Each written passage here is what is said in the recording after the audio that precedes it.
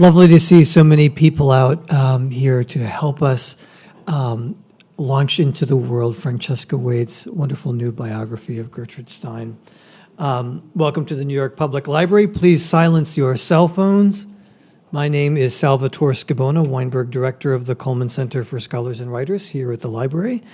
As some of you know, the Cullman Center appoints 15 fellows a year for a 9-month term. Fellows receive an office in the center, enhanced access to our collections, and a stipend so they can focus exclusively on their work during their fellowships. The fellows are some of the finest academics, independent scholars, poets, playwrights, journalists, dramatists, artists, and fiction writers at work today.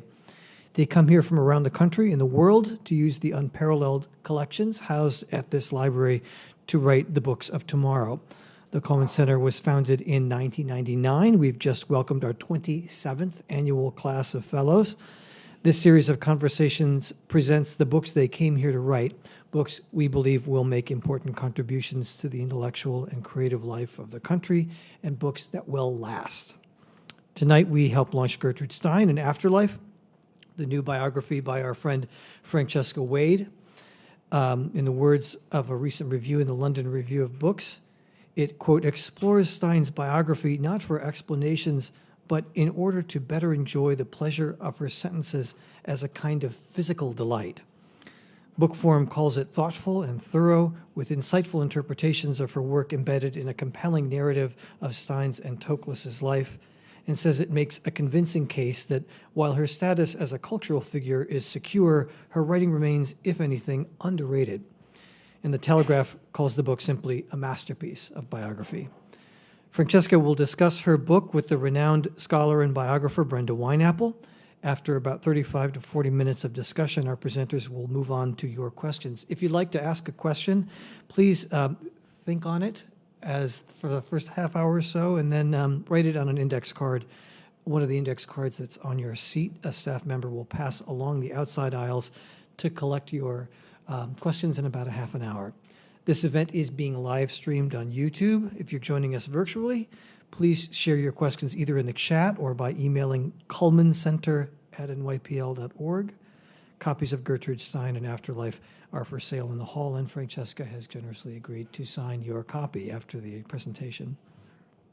About our presenters, Brenda Wineapple is the author most recently of the national bestseller Keeping the Faith, God, Democracy, and the Trial That Riveted a Nation, which was named a Best Book of 2024 by The New Yorker.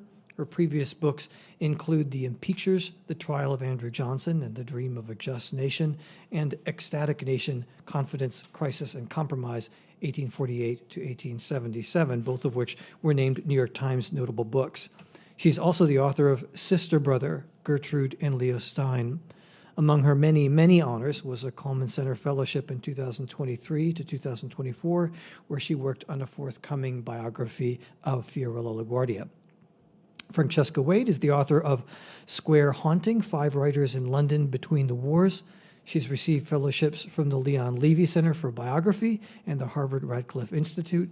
Her writing has appeared in the New York Review of Books, the London Review of Books, Paris Review, Granta, and elsewhere. She worked on this biography during her 2022-23 term at the Cullman Center, where she was the Gene Strauss Fellow. Please help me welcome Brenda Wineapple and Francesca Wade. Congratulations.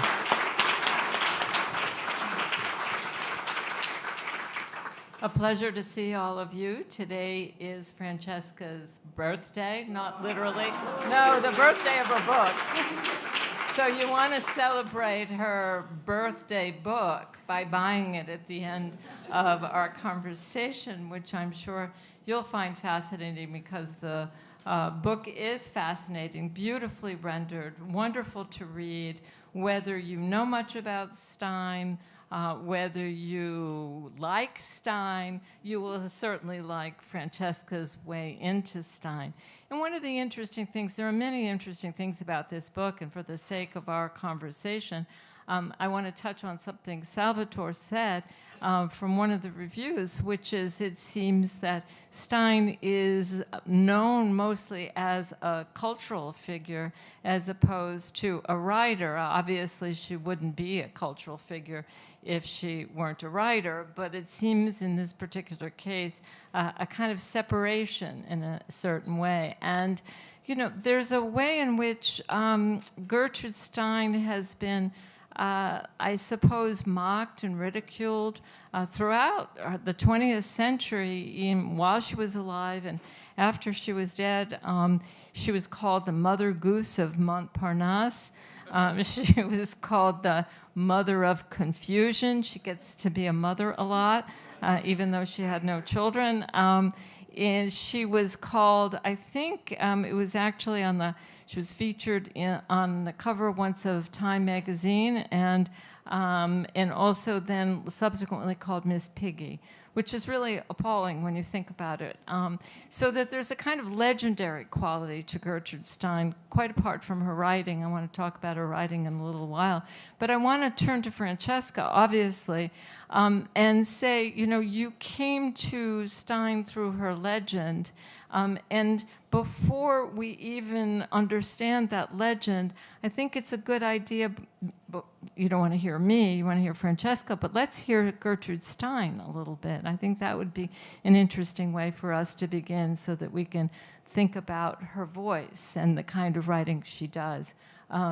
Hit it. If I told him a completed portrait of Picasso, if I told him, would he like it? Would he like it if I told him?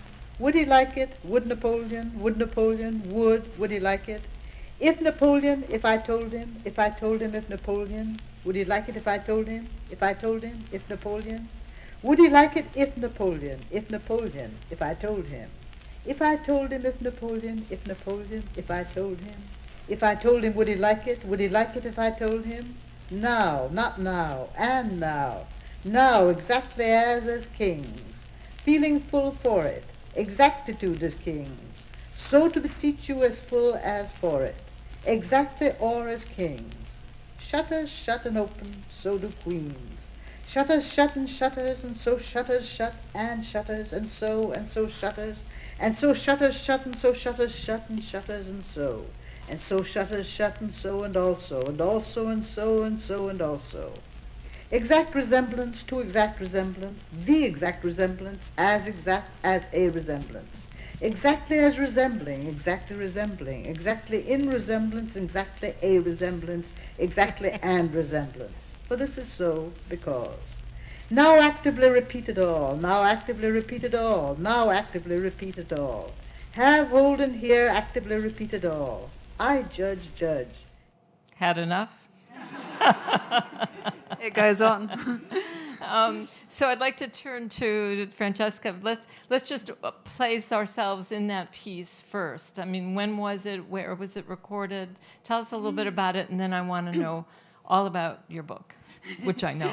Well, first I just want to say thank you so much to Brenda for doing this. And Brenda's book, Sister Brother, was one of the best and most informative and most revealing things that I read during the course of researching on Stein. And, you know, every biographer builds on those who've gone before. And I think, you know, Stein is someone who's so many, I mean, this book in a way is about Stein scholarship and is about the scholars and the readers, you know, often artists, poets, dancers, who've kept her work alive, even when, as we've touched on, she was ridiculed by the establishment, you know, rejected over and over again by publishers, you know, mocked in reviews everywhere she went, and really subjected to some of the most hostile criticism you could imagine. And yet I think her work has survived long enough that we're here today, you know, thanks to the work of many, very much including Brenda. Thanks to you. Thanks to you. One thing in relation to that, Francesca, so interesting. Stein had these wonderful sentences as well as the ones that are a little confusing. And that was, she said, they do quote me. That means that my words and my sentences get under their skins, although they do not know it. Which I think is absolutely true. I think it's true. I mean, that was a bit of, if I told him a completed portrait of Picasso, written sort of early 20s. She'd written an earlier portrait of Picasso, which was in a sort of different phase of her writing. She liked this mode of portraiture, and I think it was something that kind of took her all through her life. And I think she recorded, I think this was, Stein came to America in 1934 for a 7-month triumphant lecture tour after the publication of the autobiography of Alice B. Toklas, which she had written kind of feeling it was time for a bestseller after 30 years, really, of working on these avant-garde texts that, I mean, they had been published, some of them, a lot had not, but always kind of piecemeal by small publishers, often through friends or sort of networks or connections, or in small magazines like The Little Review or Transition.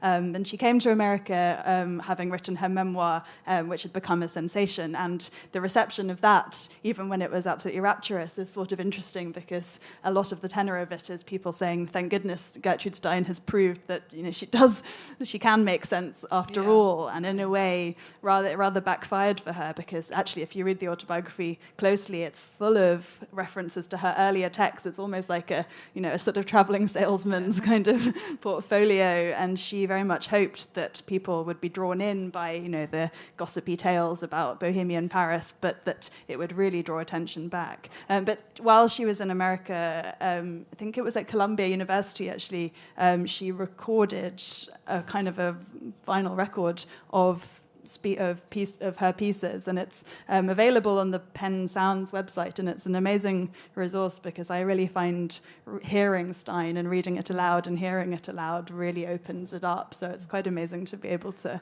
have her. One thing that's interesting about her being at Columbia and then on this tour in 1934, 1935, is that she was so popular that she would say that she would not speak to crowds more than 500 people. I mean, is that remarkable? Yeah, she had to specify. And when she came in, when she was in New York City, she was thrilled and kind of discombobulated by the fact, I don't know what you call it, on that thing that goes around saying what the news is. The ticker tape in Times Square. And it said something like, Gertrude Stein comes to America. Yeah. Can you imagine? And she said she was never coming back to America until she was a lion, and she was at this particular time. But what's interesting, that you're touching on, and that really, in a sense, is one of the, I think, a part of the heart of your book, is the separation between Stein as a kind of creature of publicity, both her own and those that make public statements about her, and her actual writing, and the kind of tension between the two. And I think that's very poignant. But you want to speak about that? Because I have a million questions and they're all in my head at the same time. I think that was, speak about that. in a way, that kind of tension was really the starting point for my book. I mean, it's quite, as you say, it's quite hard to imagine now what a celebrity Stein was. I mean, when she came to America, but even before that, I mean, even from the publication of 3 Lives in 1909, which she self-financed with a kind of New York vanity press, and it got a lot of reviews. And then Tender Buttons, which was published in 1914 by a very small press called Claire Marie, run by a poet in New York, and that book was a sensation. I mean, she said more people reviewed it than copies were printed. So it was, again, it's this dichotomy that she was getting a lot of attention, but people clearly weren't really reading the book and were responding to a kind of idea of her as this sort of larger-than-life eccentric coming out of Paris, writing this, incomprehensible stuff. Well, that's where you started with her sort of, I think you say early on in the book that Stein was a legend, that you knew her as a legend. And then tell us how you got involved in the book, because one of the things I just want to point out about the book is called Gertrude Stein, The Afterlife. It's not Gertrude Stein. Or yeah, is that right? An afterlife. It's only one afterlife. There are many afterlives. There are many. There are. We can only hope. But in any event, in that sense, it's Gertrude Stein. It's not the biography or a biography of Gertrude Stein. It's Gertrude Stein, An Afterlife. So why don't you tell us how you got involved in the book and what that title means, because it's so intriguing. Yeah. I guess I felt that, that Stein is a posthumous author in many ways. I mean, she died in 1946 with her reputation very uncertain. The bulk of her writing was unpublished. I mean, she'd kept absolutely everything she'd ever written, and it was and a lot of it that hadn't been collected and printed was in her filing cabinets, lovingly sorted by Alice B. Toklas.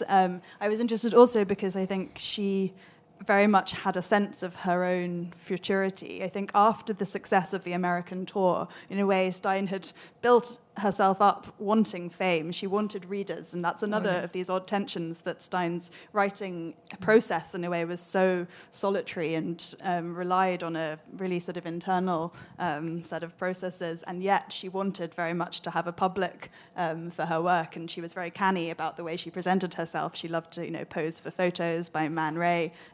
She liked the idea of being on the cover of Time magazine and so on. And so I think after, in a way, the American tour, she got everything she wanted, huge celebrity, sellout crowds everywhere she went. And yet people didn't want more of the work that she called her real work. Her publishers were asking for more autobiographies. Right. And I think she found it very disconcerting to be so famous. It did something strange to her sense of identity, and in fact her late work is really, a lot of it is a kind of meditation on what it is to be seen by others and what that does to one as a writer. But I think what also changed for her after the American tour was perhaps a sense that she wasn't necessarily going to get the recognition that she believed that she deserved in her lifetime. And I think she'd had a sense of this from quite an early stage. So in 1926, she gave a lecture in Oxford and Cambridge called Composition as Explanation, which was the first time she'd really agreed to kind of explain her work or talk about it. She'd always said, work needs to stand on its own. An explanation will just, dampen it and also suggest that you need a key to understand it. And she always said, you don't. She said, if you enjoy it, you understand it.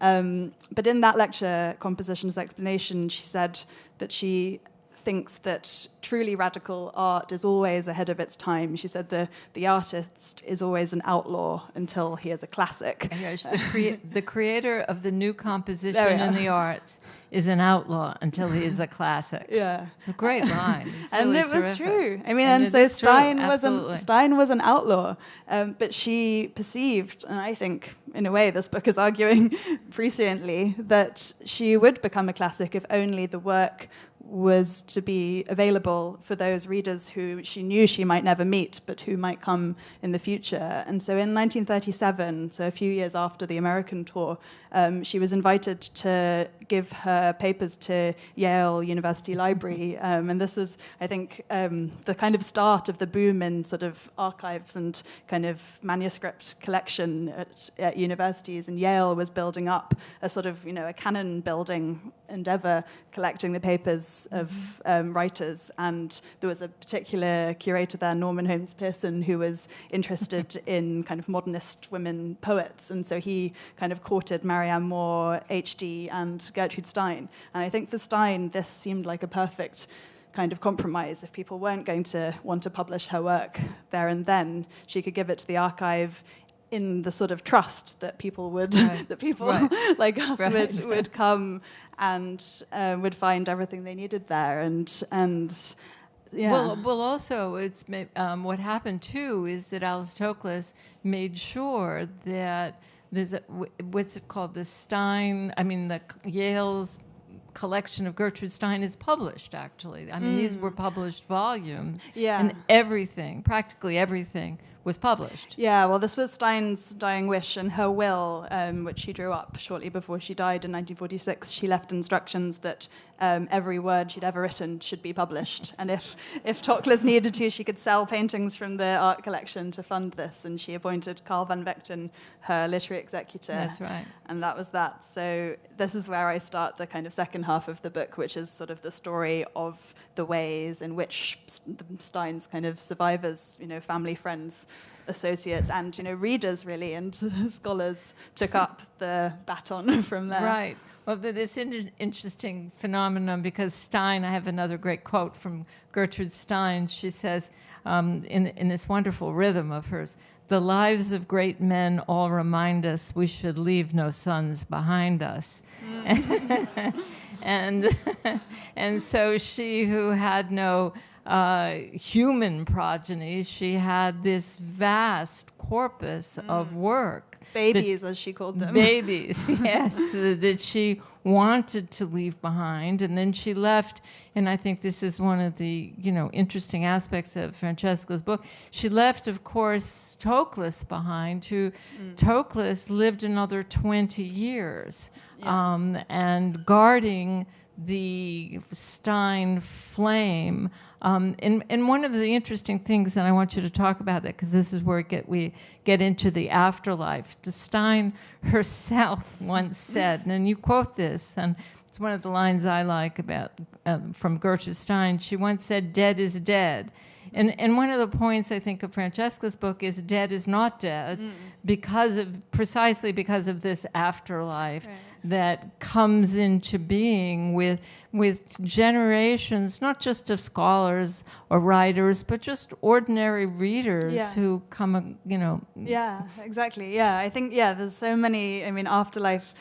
I think Stein was quite preoccupied with mortality from quite a young age, actually, and death does kind of permeate a lot of her work. It's huge in The Making of Americans, which is an epic attempt to write a history of everyone, with the narrator sort of floundering as they realize this project is spiraling out of control towards the inevitable. Dead is dead. It's there throughout her later writing, her war writing, when she is very much in the face of imminent death and persecution. And yet I think she did have the sense that that her work would live on.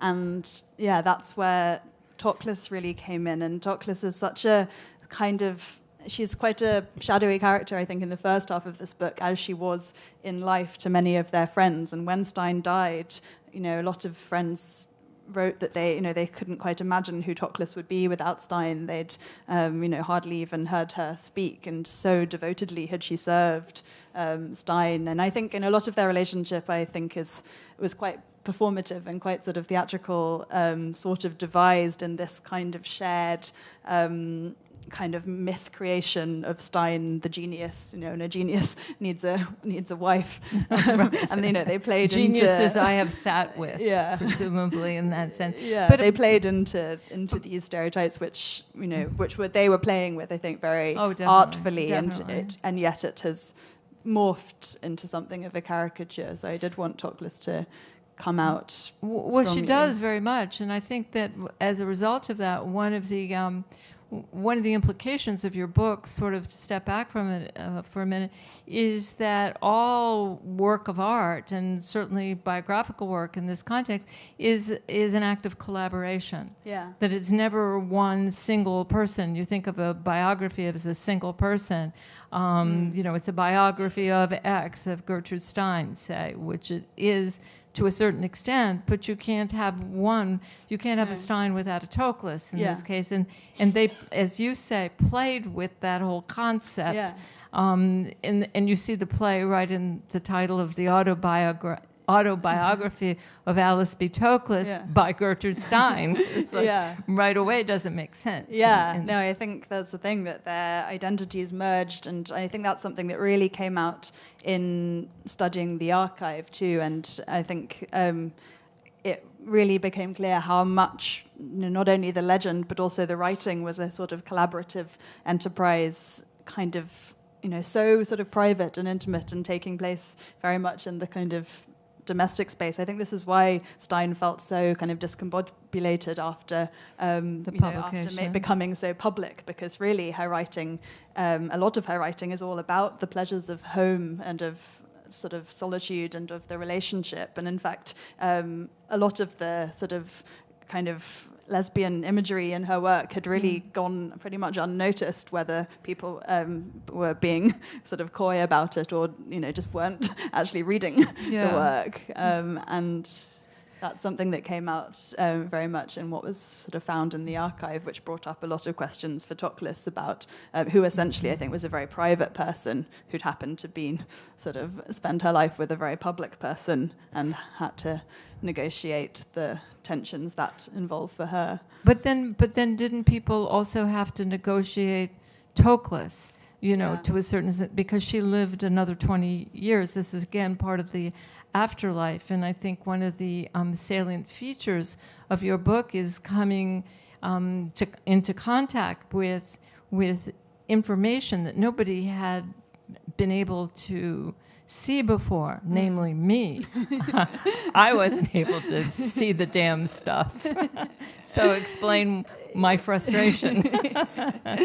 Well, I guess this book really started after I read Janet Malcolm's book, Two Lives, which has two parts, one of which is about the war, and the other part is about a Stein scholar called Leon Katz, who was working in the Stein papers at the Yale University Library as a young doctoral student and came across a tranche of notebooks which had been kind of bundled hastily into a box and sent to Yale, and no one had yet really looked at them. And it became clear to him pretty quickly that this was a kind of treasure trove. It seemed like it was almost a diary of Stein's first decade in Paris, during which time, she started writing The Making of Americans, and discovered all the modern art and broke with her brother Leo and met and started living with Toklas and really found her voice and established in a way the way of life that would become Gertrude Stein.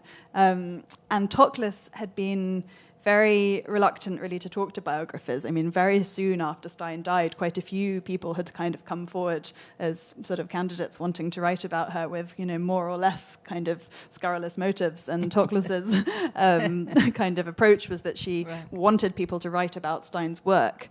She wanted to direct people to the archive. She, really wanted that to be the starting point for any study of Stein. But of course, what people wanted was, was gossip. Was her side of the story. She was shocked, or she feigned shock, that anyone would think she had anything interesting to say about Gertrude Stein. And so Leon Katz was really, I think, the first person who got her to talk. He interviewed her at and length, he didn't spent he? months with her in Paris. Yeah.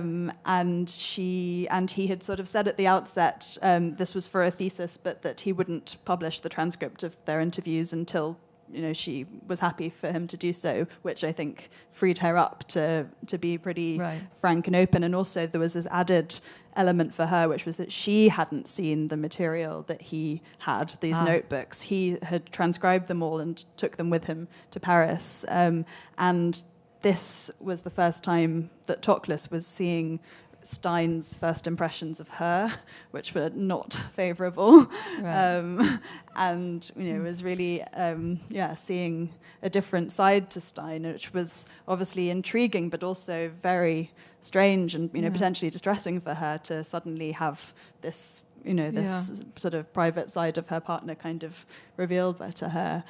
So she gave these interviews to Katz. And then he spent the rest of his life working on the book that was to use this material. And this is where Janet Malcolm sort of picked up the story, because the work hadn't been published and the transcripts hadn't been revealed. And she tried to meet up with him and their paths didn't cross. And Janet Malcolm sort of leaves it there as a sort of tale of scholarly mystery. And I had finished her book, this was in 2019, and just kind of wondered what had happened next. And Katz's papers had gone to the Beinecke. He died in 2017. And so off I went. And then the library closed for 2 years because of COVID, but right. I had been able to spend time with the Cats files, which are just an incredible kind of compendium of devoted research of a lifetime, really. Did it change the way you see Stein? And did, well, since no one else saw it, we can't really say, does it change the way we read Stein? But we would need you. Did it change the way you read Stein, Gertrude Stein as a writer, going back to her writing?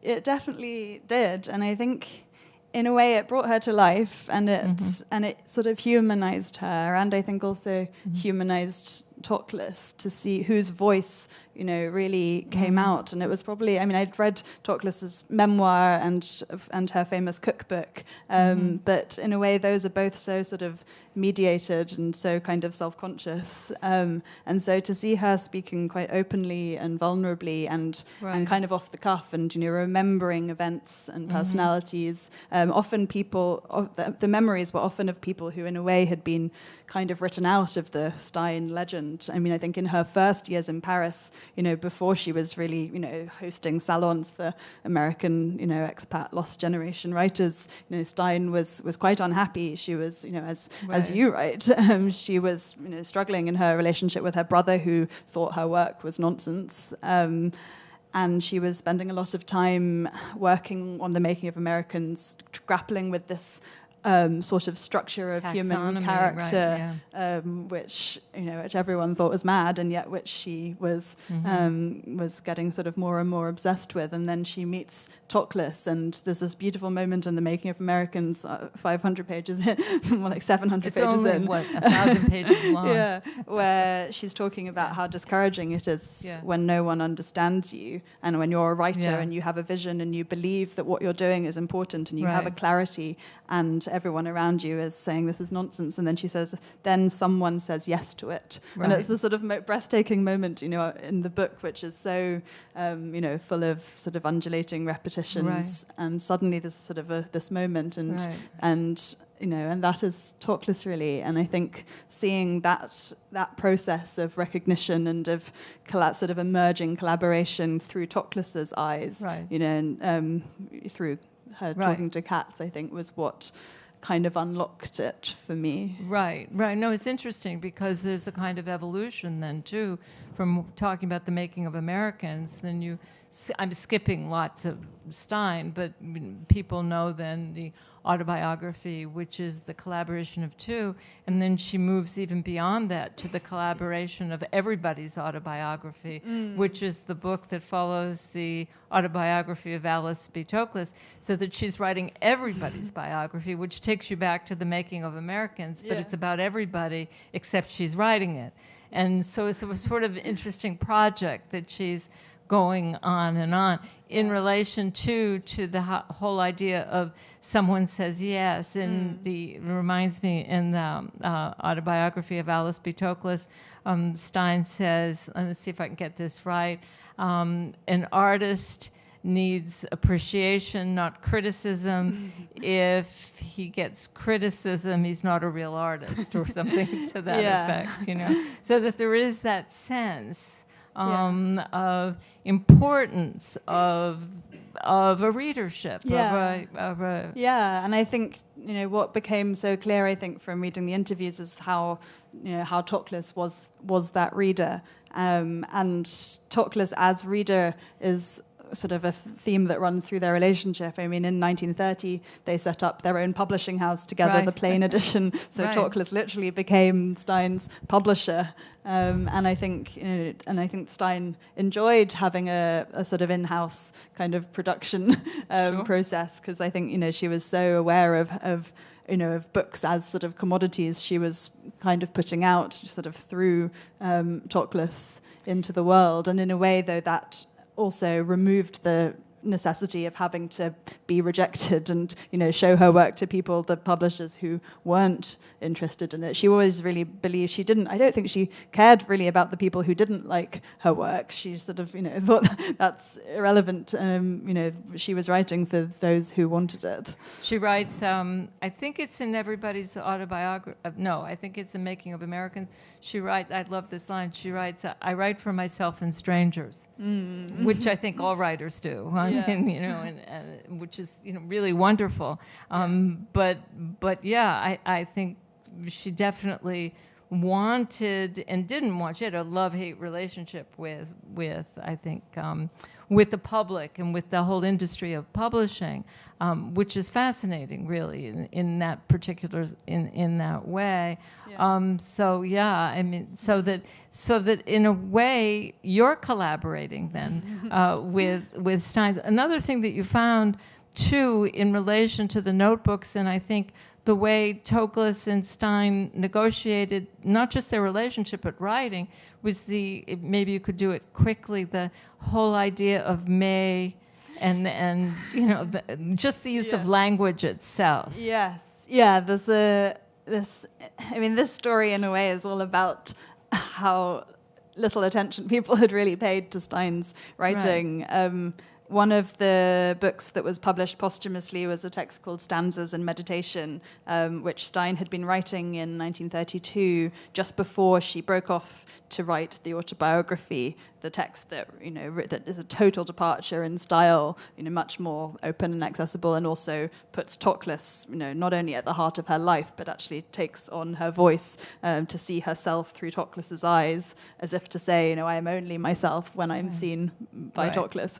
I am I because my little dog knows me. Yes. Something like that. Yeah, that's a different thing. No, I know. Yeah.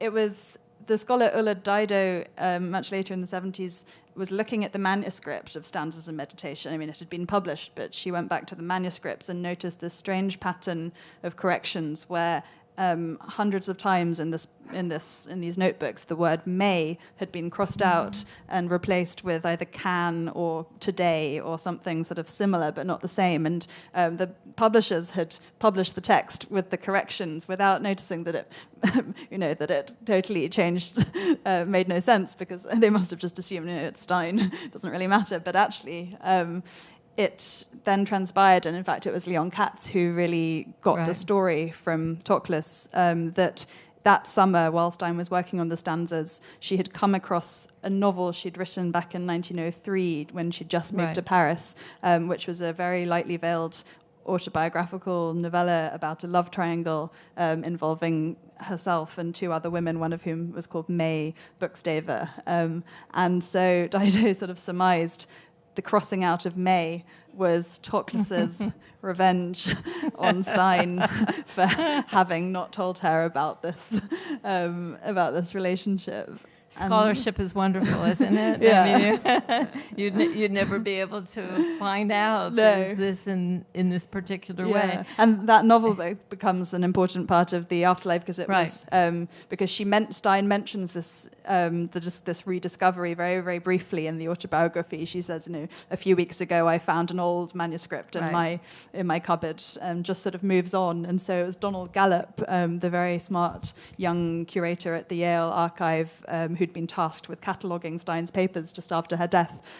He was hoping he would come across this manuscript, but when he didn't, he judged that it might be a difficult topic, but he wrote to Toklas and asked, where is it? And at that point, Toklas says, I've sort of been waiting for someone to ask me. I have it here. And I think the question then became, Toklas knew it was her duty to publish everything Stein had ever written, but this book in particular had caused this enormous rupture between them. And should she keep it, hold it back? Should she release it? She was also quite worried, that its very sort of overtly lesbian theme might cause a scandal. And in a way, Toklas was very sort of private about that aspect of their life. So No, definitely. difficulty ensued. It's complicated and interesting. I've got some of your questions here that have been collected, and a couple of them kind of go in a direction that I was going to go in and didn't go in and feel ambivalent about, but a couple of them sort of go in that sort of route, down that road, in a sense. You had mentioned Janet Malcolm's book. I forget was Two Lives. It's called. And one of the things you talked about was the emergence of Leon Katz in it. What you didn't mention became a kind of lightning rod for Stein people, and that had to do with her politics, particularly vis-a-vis the Second World War, where Stein and Toklas stayed in France. So the question wouldn't be my question, but I think this is the sort of aura of this particular question someone asked. Were Stein's politics conservative her whole life, or did she become more conservative as she grew older? Interesting. Yeah, I think Stein's politics are so complicated and quite difficult to assess because she's so contrarian. I mean, this is in every aspect of her life, that when you get a hold, you think you've got a hold on her, she'll say something completely opposite. I guess one example of this, in the 30s, she wrote a series of articles for the Saturday Evening Post about money and about Roosevelt and the New Deal, being very critical of Roosevelt, and was criticized, and people said, this is totally reactionary. And her reaction was to say, how can they say I'm reactionary? I'm a radical. Which obviously, but I think she sort of genuinely believed that,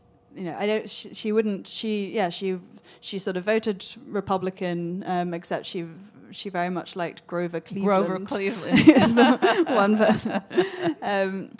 But yeah, Stein was conservative, but what Janet Malcolm wrote about was, during the Second World War, Stein and Toklas stayed in the countryside in the south of France. It came out much later that they had a close friend of hers who had translated her into French, Bernard Failly, took a job with the Vichy government, and it came out after the war that he had been leading a kind of program of persecution, particularly against Freemasons, from his position at the library. And I guess a lot has been made of their friendship, and a lot of kind of scholarship has sort of condemned Stein for her association with him and for not leaving France, and he later claimed that he had protected the art collection and Stein and Toklas during the war. And he said this later at his own trial. So you can see why he would say it. And it probably is true that he protected the art collection. Yeah, I don't know, he might have said or would have liked to have protected Stein and Toklas, but I'm not sure how that would have actually worked in practice. I think really what saved them during the war as two Jewish lesbians living in occupied France was a sort of combination of, a lot of luck that they were in the right places at the right time. I did a lot of research on the sort of situation for Jews in occupied France, and things depended so much on sort of local conditions, and where Stein and Toklas were was actually in sort of one of the areas that was occupied by Italians rather than Germans, and it would have become very dangerous very shortly before the liberation. I guess the other sort of kind of mystery over Stein's wartime action is that she did start a project to translate some speeches by Pétain, Thank you. which again Janet Malcolm makes a lot of, and in a way it's very hard to know what to do with this, really, because this is actually the only piece of writing she didn't want published. You can see in her book Wars I Have Seen, which is her sort of diary of the war, how enthusiastic she was about Pétain, which ties into her conservatism. Right. It's odd. She a lot of people were. I mean, I'm not defending it, but a lot of people were. But she had a sort of a real kind of attraction to sort of strong male leaders, which is sort of hard to see and hard to square with who she was.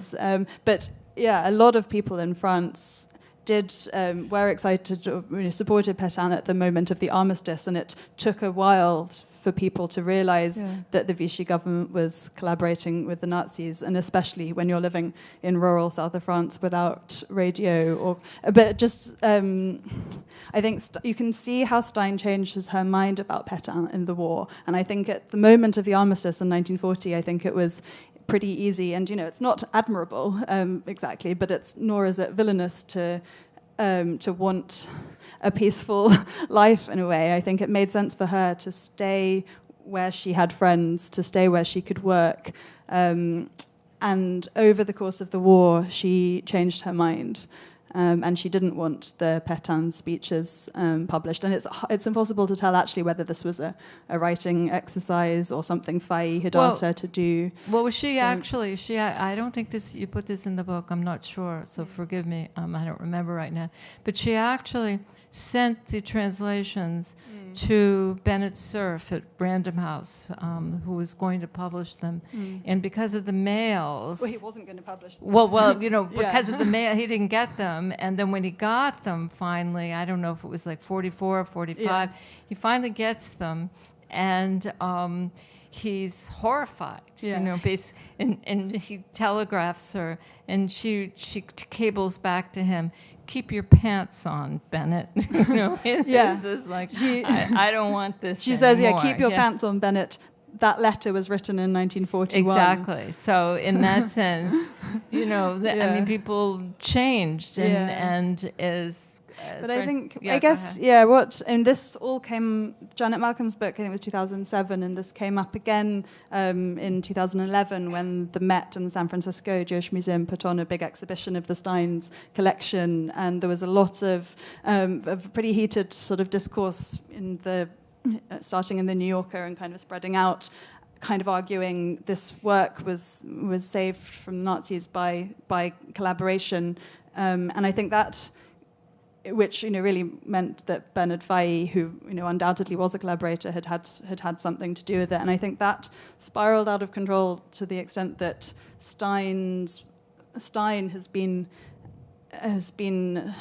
had allegations against her that have no basis. I think her politics, she was conservative, her politics were murky, but there's no one has ever suggested she supported Hitler or denounced anyone. I mean, from the tenor of some of the reaction to her and talking about her, you would think she'd been out there on fascist rallies, and it's actually so far from that. She privately translated a few of Pétain's speeches at a time when many people in France supported him, and she stayed in her home, France, rather than go back to America, and she was in huge danger. So I think it's sort of, and I guess I've tried hard not to whitewash any of it, because she is very complicated, and and I don't share her politics in that respect. But I guess I also feel that some of the almost relish with which she's been attacked speaks to something quite sort of interesting about Stein, which is how uncomfortable she's always made people, whether it's her writing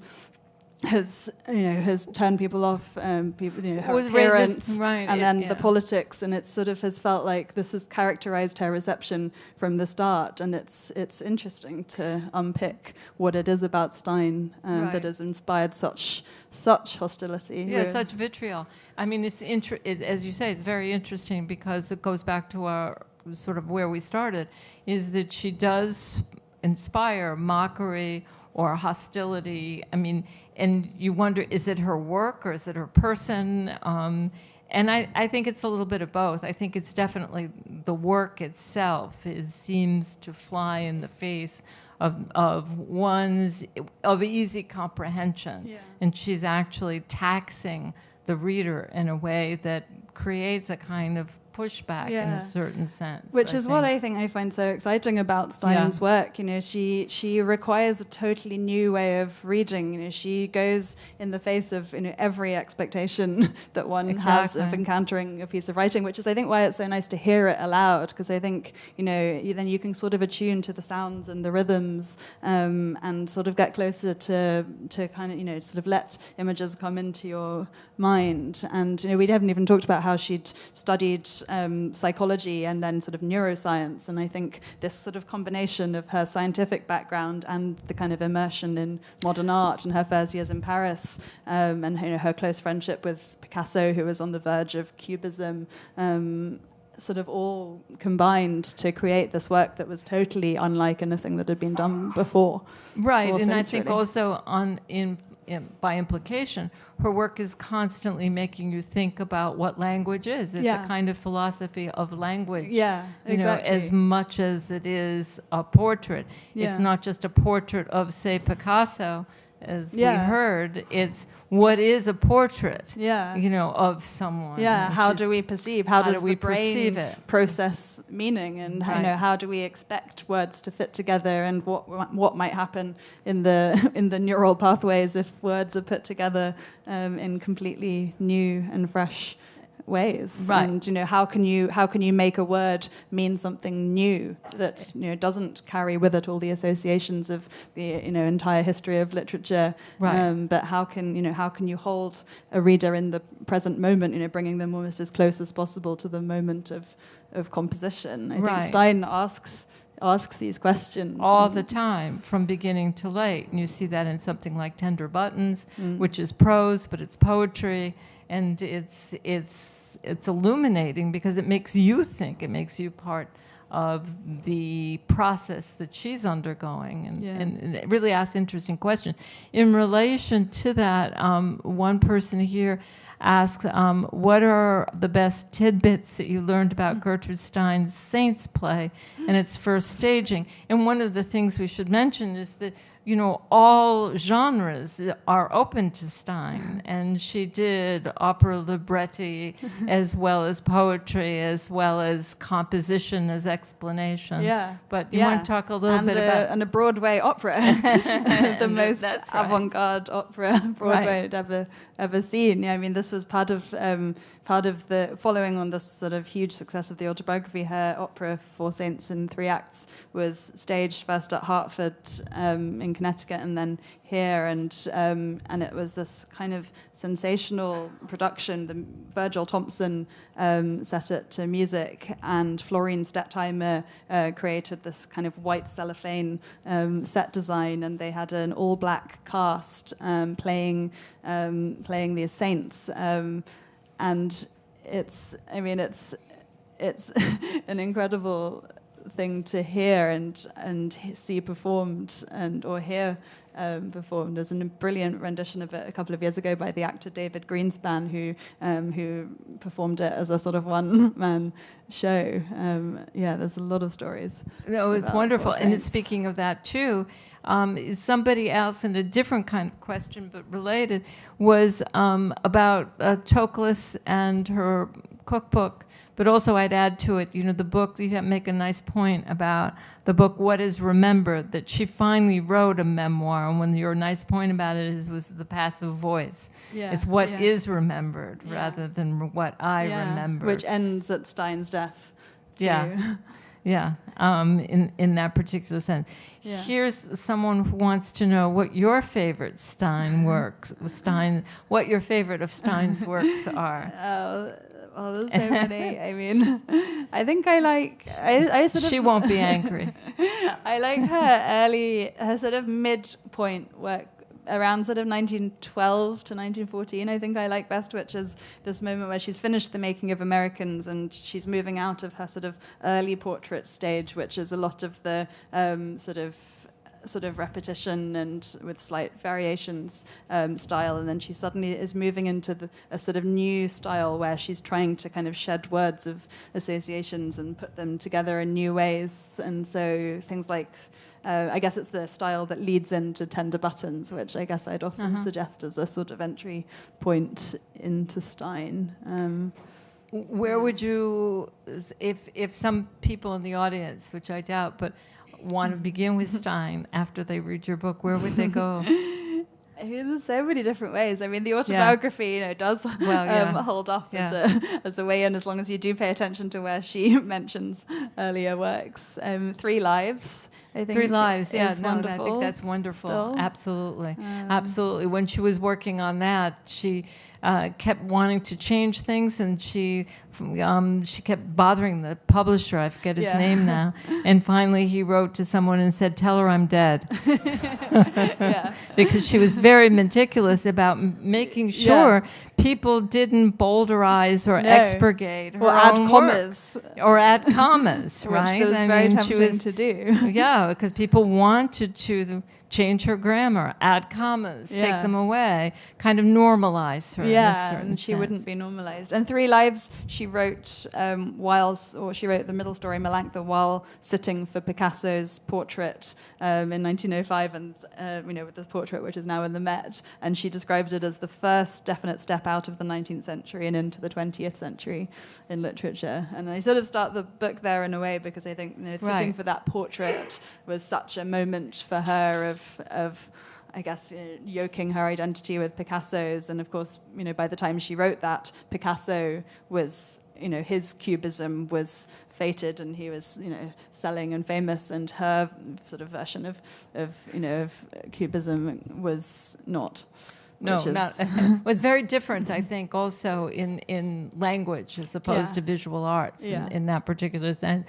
But one of the things that you just mentioned, touched upon, is when she says, I will be famous. And a lot of people have trouble around what they think of as Gertrude Stein's ego. But one of the things I found most compelling about her, and that you're very sensitive to, I think, is the fact that she never gave up. She was rejected time and time and time again, and she absolutely never gave up. Yeah. And I think, that's very much part of her legacy. And, finally, I just want to thank you for making such a good case for that legacy and becoming actually very much part of it. So please go buy the book. Thank you. Join Thank you, Brenda.